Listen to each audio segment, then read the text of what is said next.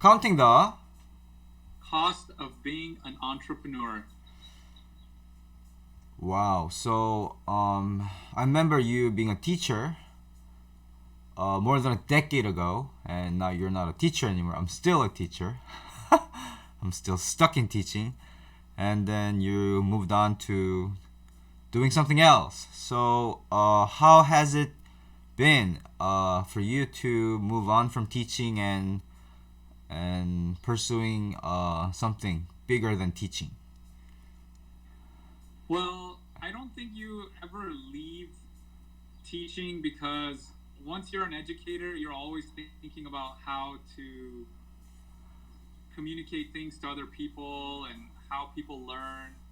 So, in that sense, you're always going to be an educator, but you're just not doing it in a classroom and you're leaving behind some of the formal stuff.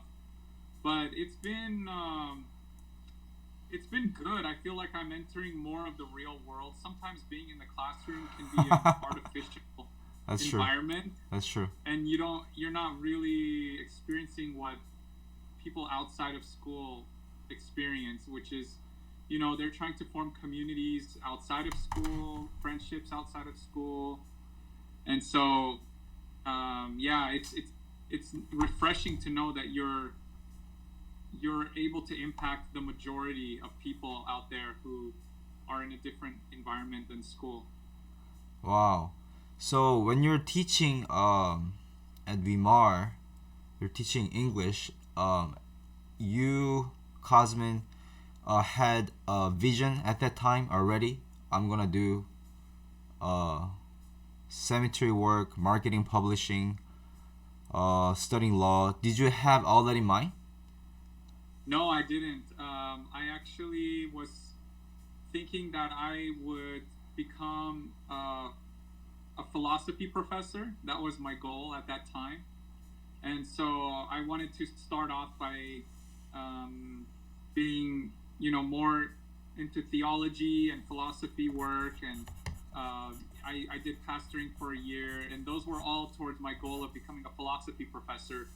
And at some point, I realized that there's a disconnect between, the really theoretical world that I lived in and the world where everyday practical life that most people live in is the gap is really huge.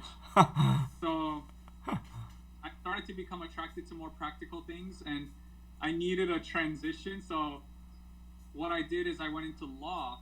I went to law school, and that was a transition for me from the really theoretical to the more practical, but it's still not super practical because people only are in the law when something really bad happens.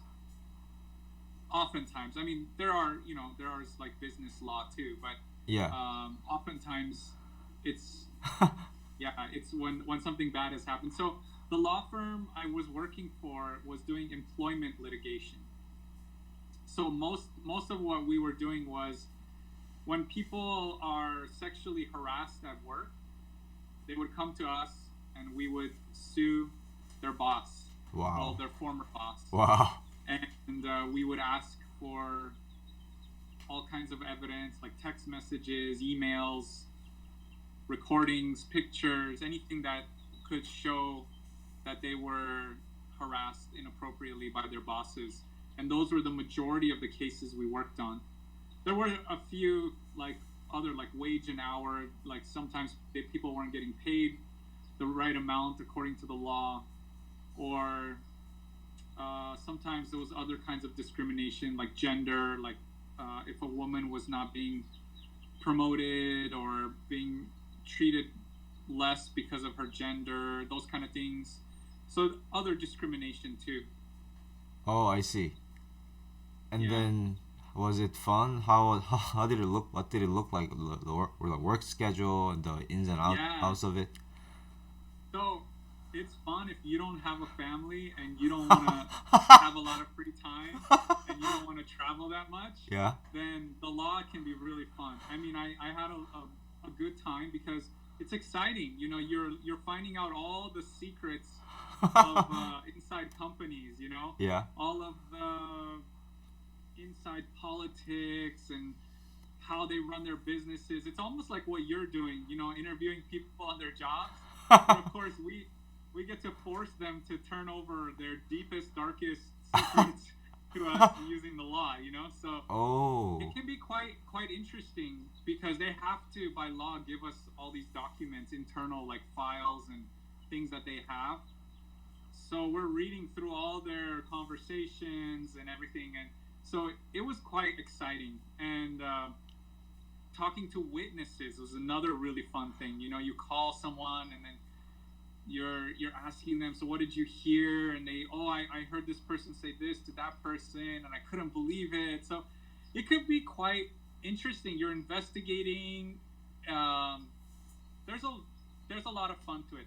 The only thing that, well, there was a couple things that really like caused me to reconsider doing legal work, and that is the schedule. You're in there, 50 hours, or you're gone from home maybe like 50 hours a week, wow. and it can be even more once you are just trying to do as many cases as possible so you can make more money. Oh, Then that can even go into your weekends or evenings because you're just trying to get through as many cases as possible. I see.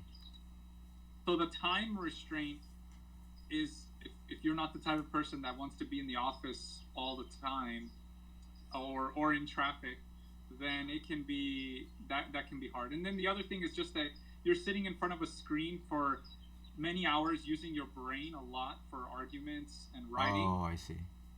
For me, that was not good because I get migraines, or Yeah. well, I'm getting less now, but was getting a lot of migraines at that time. Wow. And so That's you have terrible. to have a really strong body to Yeah. be able to sit in front of a screen for, 40, 50 hours a week and just concentrate on, the complex legal arguments. So that part I don't miss. Im- And that was one of the reasons why I was reconsidering that I really want to take care of my health. And yeah, so I decided to look at doing marketing and publishing. So that was my first thought, was I'm going to move away from the law and do marketing and publishing, because if I have my own business, then the goal is to have a much more flexible schedule. That's very true, because when you're teaching, and I mean, students are so cute, and you don't know where they're gonna jump to, and they're unpredictable, and they're so funny, and there's some of them are crazy, and then you moved from those bright minds to all these dark things, and if you're sitting in front of a screen and talking to people and investigating people, it must have been a lot of transition for you. And didn't you feel lonely sometimes after? I mean, from transitioning from teaching to that at that time? Well, I will say this. I had a really good office team. I see. So the lawyers that I worked with, and the secretary, the case managers, the paralegals, they were a really fun team to be around. So I see. we would laugh and joke, and so it wasn't very lonely. Oh, I see. But yeah, I guess the thing. Oh, I was gonna say this. Teaching can spoil you because Oh, that's true. when you, in terms of your time, Yeah. teaching can spoil you because kids have spring break, they have winter break, they have summer break, right? So you're getting all these days off where you're just like, okay, we're done with the student, we get to go. And so when you enter the job market, there's people only take like 1 week off a year, or maybe two. That's true. And here we were getting like almost like 2 months a year off Yeah. when we were teaching. Yeah. So I think that is something to consider, that when you transition away from teaching, it's gonna be a hard adjustment. Oh, that's so true. I think, I'm not gonna lie, I think teaching is a lot easier than most jobs, because it's a lot less stressful, and you can change things around according to your schedule, or I don't know. Yeah, you also talked about vacation. so it's Yeah. not as intense in a way. Yeah. And I mean, right now I'm teaching at home, and students are coming to my place, and I can structure the way I want. So I'm not as stressed because I'm coming up with my own system.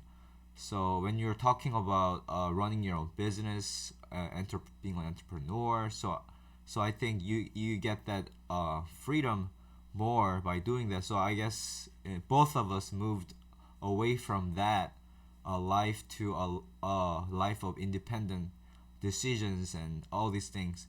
So so how did you get interested in marketing and publishing?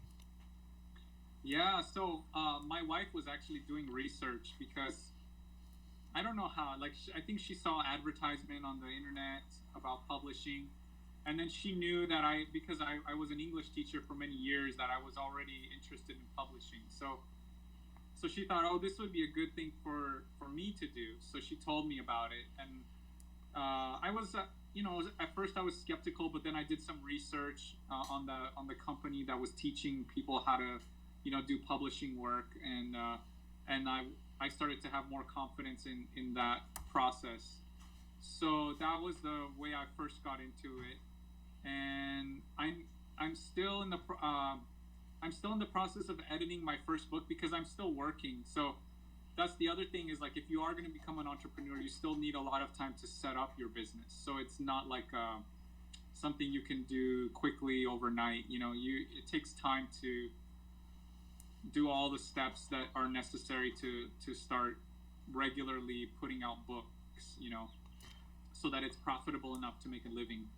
Um, so right now I'm getting close to the end of editing my first book, and but it's still quite a lot of work, and I am also working for the cemetery business. But as far as marketing is concerned, it was similar thing. Like, my wife was doing research on like different careers out there, and she also ran across another business that was about marketing. So I started learning about that too, and thought that it would go well together with publishing, because publishing is mostly marketing. you know, Ah, I see. People think that publishing is like, you write something brilliant and everybody wants to buy your book, but that's not how it works. Like, Mm, if people don't know about what you wrote, if you didn't market it properly, then it doesn't matter how brilliant your work is. No one's gonna buy it, and no one is gonna read it. So that's how I thought. Oh, these two kinds of businesses will go well together, to do one. Both of them. oh, I And see. then, so that was so part of my thinking when I decided to go and work for the cemetery was that you need to have more time flexibility, but then also I really liked that the my wife was already working for that cemetery, Oh, and I knew the kind of team that they had, and they were, because it's sales, where you're learning how to be kind of a overcoming your own um, hesitation, or your own fears of rejection, or yeah, fear of criticism, yeah, like those kind of things. yeah. It's a lot of self-development. Mm, And so I thought, if I'm going to be an entrepreneur, I think working for the cemetery business is actually perfect, because it will help me with my own self-development, because mm, we work on commission. So we have to, if you don't go and get your customers, you don't get paid. you know so that, I think that is actually a very healthy way of thinking, because it forces you to be very intentional and very action oriented. oh, I I think see. most jobs, all you have to do is show up, and you start and you get paid, That's true. and that's not healthy. It's Yeah, not healthy, because yeah, you can work, just fast enough to not get fired, or just yeah, slow enough. yeah, You know what I mean? yeah. To where you're, and that's not really developing yourself. That's true. And so that kind of self-development that you're forced in with sales, commission jobs, and entrepreneurship was really attractive to me, Wow. and that's how I went to that those kind of businesses. That's very interesting because Adventist schools here are largely funded by the government and it's pretty much a public school run by a church. So, when I quit teaching at schools and began to teach as a private teacher, school teacher, and private like teaching business teacher, I realized that I can't be so authoritative because I'm they're my customers. They're not just my students. Yeah. So every time I was so hard on them, they just quit. And I lost my Mm. money. I'm just like, wow, this is a business. I can't be just talk about how I need to reach all these educational goals and all these things. And so I guess for you to keep the customers happy and satisfied and all those things take a lot of skills and tact and all kinds of things that you probably haven't utilized. And so, does it help you a lot in your new job endeavors because you've been exposed to teaching and you've dealt with young minds? Oh, that's a good question. Um, I think what I said before about you're always going to be an educator, because even in sales, you're and marketing, you're educating people on products and offers, and so from that aspect, yes, because you're always thinking about how do I get my message across in a way that someone will remember it, and um, what is valuable for people. I think when you're in education, you are thinking about what is somewhat to a degree like what are people's values. So in that sense, yes. But as far as the age group, maybe. I mean, I've never thought about it that way, but it seems like really young minds. Um, I guess the one good thing about young minds is that they're very open-minded, and it's so that's refreshing to for you because, like, for me personally, it's helpful to be around open-minded people because then they're usually more supportive in helping you develop yourself. uh, So when someone is old, maybe older, and they're used to thinking in a certain way, and they don't want to change, and they don't want to do anything different. They just want to be comfortable in the way that they've lived all their life. It can be more stifling for yourself because you're not getting that kind of energy that you do from young people who just think of life full of possibilities, which the way that I want to think of it as, life is full of possibilities for your own self-development and for other people, to be a blessing to others. So yeah, in that sense, yeah, that kind of background can help you be open-minded. So I see. that kind of background, yeah. You know, I was watching a YouTube channel about a debt collector, and this guy would go to guys that owe so much money, and when he first shows up to people, people are wondering if this guy is going to harass and keep showing up at the door. But this guy would say, "Okay, I give up. I know you owe so much money, so there's no way I'm gonna do what everybody else tried on you. So I'm gonna sit here and talk to you and help you so you can pay off your own debt." And then he keeps helping them, he keeps helping them, he keeps talking to them, and that debt collector is so blown away because he thought he was going to be harassed, but he's getting all the help. And then all of a sudden they became intimate friends. And then he poured out his all problems and dilemmas and all the perplexing things, and because he paid off all, he got help from this guy for paying off his own debt. So now he can finally pay off the debt for the client that he was really getting at.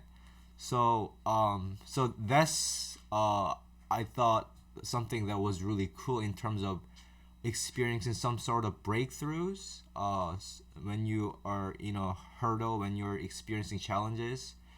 I thought that was such a cool way to do a business in a way that actually help people.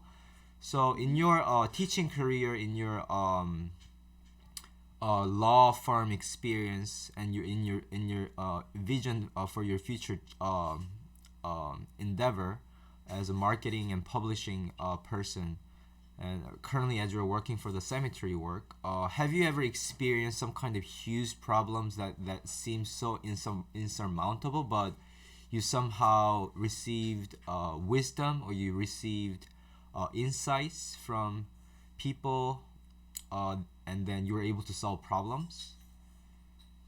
Yeah, I can. I'll start with something more recent because it's fresh in my mind. Sure. Uh, so when I started in this cemetery business, we have to sometimes you're not sure if you're trying hard enough to convince people about what they need, and so that can cause you to maybe spend too much time on one person, trying to convince that one person. One thing that really helped me was that my manager sat down and said, "Okay, let's do a calculation." She had a spreadsheet. She said, "How much money do you want to make this year?" And I told her the number. She types it in, and she's like, "Okay." And so if you want to make this much money, this is this based on the average conversion rate, where the amount of people that you talk to versus how many appointments you get versus how many presentations you do, and then versus how many people actually end up buying what the spot that they're going to need eventually when they pass away. So based on that, you need to talk to 135 people every week. And I love that. That helped me so much because all I had to do was count. I just would call, or I would go door to door, door knocking, and then I would write down the number. Okay, I've talked to 30 people on Sunday, I talked to 40 on Monday, and I would just start keeping track. And to me, that helped me not to be so concerned about, like, oh, if I don't convince this one person, then oh, it's gonna be so hard, and I need to convince the next person, and I need to think about what to say, and it was not about that at all. It was about just talking to enough people, and so that to me was really a big relief because it's not always as important of what you say or how hard you try to convince someone. It's more about just finding the right people that need what you're offering. Oh, when you said cemetery work, I was imagining you're working at the office and answering phone calls and figuring out logistics, but you're actually canvassing. I'm canvassing, yeah. I'm calling and I'm going door knocking and I go to the mall and I stand at the booth in the mall. I stand in other public places and meet people. Wow, that's exciting. Ever since Yeah. my dad passed away, and ever since I saw how helpless human beings are, I became more philosophical. I became a more serious Christian. And because of COVID, probably you encounter a lot of people that are experiencing pain and death and problems. Have you ever uh, experienced any opportunities to uh, comfort people or help people in that sense? Well, that was especially true. Well, since I'm somewhat new at the cemetery job, I'm gonna give some examples when I was in the legal profession. Sure. So that there was a lot of opportunity in the legal profession to kind of comfort people who, especially women who had experienced sexual harassment, Oh, because I think they, oh my you know, goodness. well, I know for sure that they were traumatized by it, Oh, and then I think they're kind of in the mindset that it's hard for them to trust anyone after yeah. that. And so being able to talk to them and kind of just showing that I'm, I'm there, willing to listen, and I want to encourage them and support them, and just communicating that consistently. I think slowly over time they would start to, um, people, when you talk to them long enough and encourage them long enough, then they begin to trust you and they begin to see that you're on their side. Mm. And that happened to me at least 2 or 3 times when I would talk to clients, and they were very upset about what had happened. But the more I talked to them, the more they understood. They were able to kind of process through what had happened to them and start to think about moving on and healing, and so that was very rewarding. Wow, that's exciting. I remember you giving a talk on worldviews, and then as I talk to you now, and I as I remember talking to you many years ago, you're a very calm person. I think people can trust you very easily, and they can open up. And um, so studying worldviews, studying philosophies, did it help you for your current job? Um, I think to a degree that when you study philosophy, you're okay thinking about death and like mortality and eternity and those kind of things. But even theology is like that, where we're okay thinking about like, okay, what is the meaning of life, and what does it mean to be someone, to be a human, that we ultimately all face death, and what does death mean, and those kind of things. So at least from the perspective of the topic, I didn't have as much like fear that I see sometimes when people are maybe not really. I mean, I shouldn't assume, but I think there is. Before I studied philosophy, I could say this, that there's always a temptation to be a little bit superstitious about death, to have kind of like a fear, or if I think about it, or if I go to the cemetery, then something may happen to me. There's like a little bit of superstition, and I think some of that is reduced when you study the Bible, when you study theology and philosophy, because you're like, okay, this has I'm assigning a certain meaning to it, and you want to think more deeply about it than just, oh no, what if I, you know what if I die because I went to the cemetery, or something like something irrational like that. You know, when my father passed away, I was just so irritated in a sense secretly because we were singing all the time because we're Christians and church people come and they sing and we read the Bible, and then I mean it's ridiculous for most people. I mean someone just died and you're all singing hymns, you're talking about heaven, and people come and they come forward, and but it did help because that community, that perspective did help.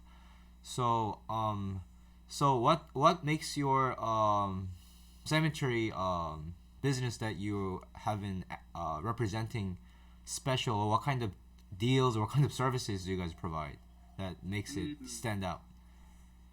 Yeah, so the parks that we call them parks, they're cemeteries, but they're parks too, because the vision was that one of the main founders, he wanted it to be more of a place of joy rather than only sorrow. So what he did is, he, instead of there being like tall tombstones, he made tablets, the kind of tablets that it's, so it the view looks more like, if you're looking at it from far away, it just looks like a green grass with like little bronze tablets on it. So it doesn't have that kind of feeling, that association that we have when we watch like scary movies and there's a big tombstone, right?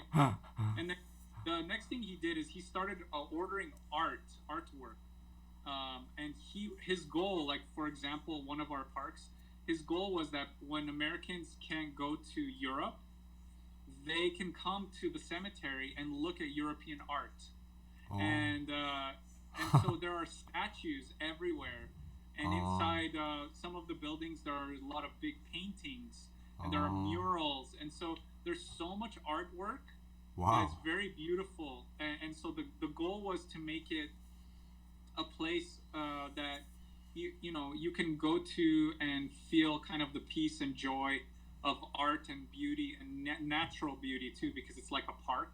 Oh, I see. So and then just people planning ahead, it helps the families feel so much peace, because on that day when there's so much shock and sadness, it's very hard if someone did not plan ahead for what would happen to them.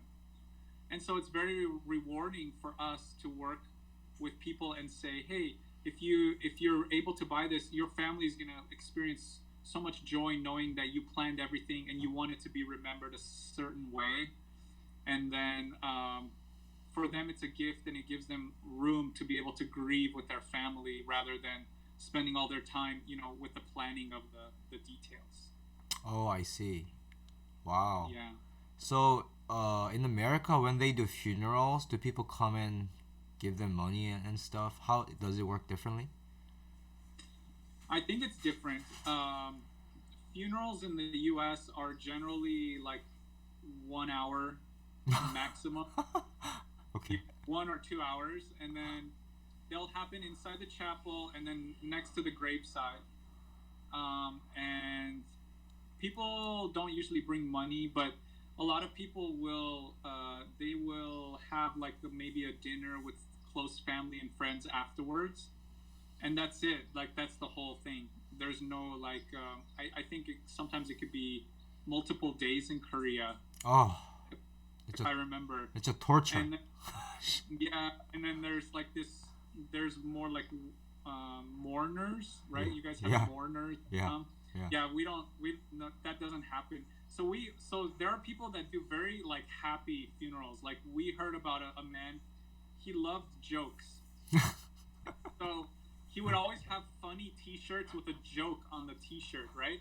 So when he passed away, it was his request that everyone at the funeral wear a funny one of his funny T-shirts. Wow, that's cool.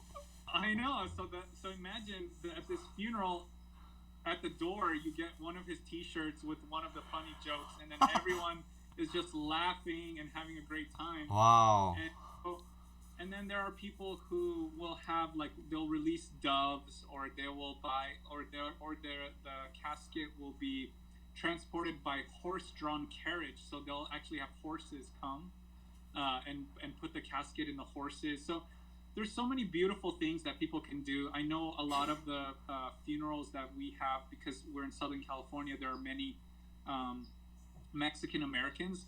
They'll have mariachi band at the funeral, and mariachi, if you're just listening to it, sounds very happy. Wow. So there's so many fun and like beautiful ways that people celebrate that person's life. So it's not just something gloomy, even though there is grieving, of course. Wow.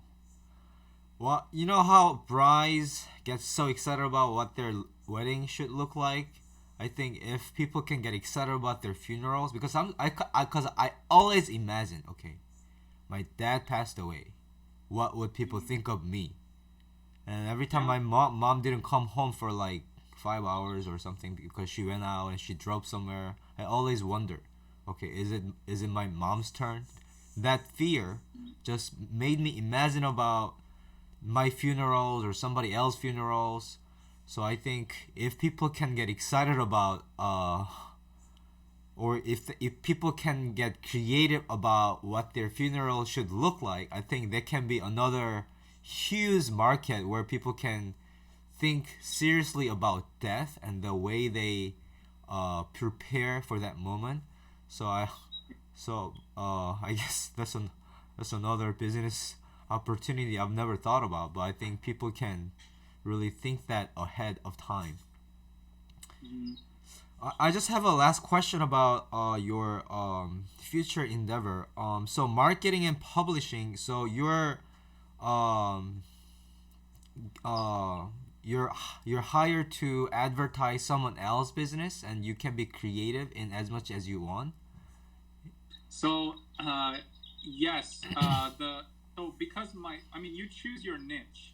So like, if you want to be in the traveling niche or you want to be in the health and fitness niche, I chose foraging, which is looking for wild plants that you can eat. I know Wow. Koreans do that a lot, Oh. with like kosari and Yeah. diff- different posok, Yeah. right? That they find in the forest. Yeah. So that's my niche. So I would my goal is to find like travel opportunities, like travel deals where people go and they forage. Wow. So it's kind of like a vacation, and they're Wow. staying in a hotel, but they also forage and they eat, delicious foraged food. So once I find that, then I say, look, I will get you the customers because I already am finding the audience for them, or I'm doing the ads, and then I get a commission from every sale that they make. Wow. I've never thought about that model. I think many people will feel so healed looking for stuff in nature. Oh yeah, absolutely. For publishing, you're trying to publish somebody else's works, or are you trying to write and keep publishing? So it's both. The goal is that you write an outline. You write an outline. You do research with good sources, and then you give all of that information to a professional writer, and that writer writes it for you, and then you Ah. market your own. You market the book. So you give them guidance on what you want in the book, but you don't do as much time-consuming work as writing it for yourself. Ah. Because if you write it all yourself, I think then it could take quite a long time. That's very true. Yeah. I see. By the way, my phone is at 10%. Okay, yeah. Yeah. Yeah. So I'm just letting you know if I die, Okay. if my phone dies. I mean. Okay. Yeah, so that was my last one, and then I just wanted to tell you that my mind really expanded just listening to your stories. You told me so many things I've never thought of. Um, so I'm very thankful that you made me helped me think about things I've never thought about, and then I learned so much.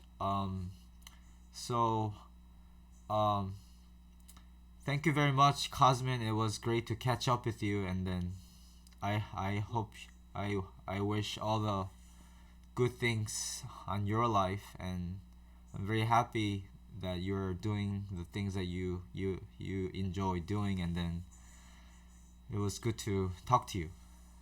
Thank you, and I want to visit you. If you want to come, actually, I'm gonna be in Korea in June. Oh, really?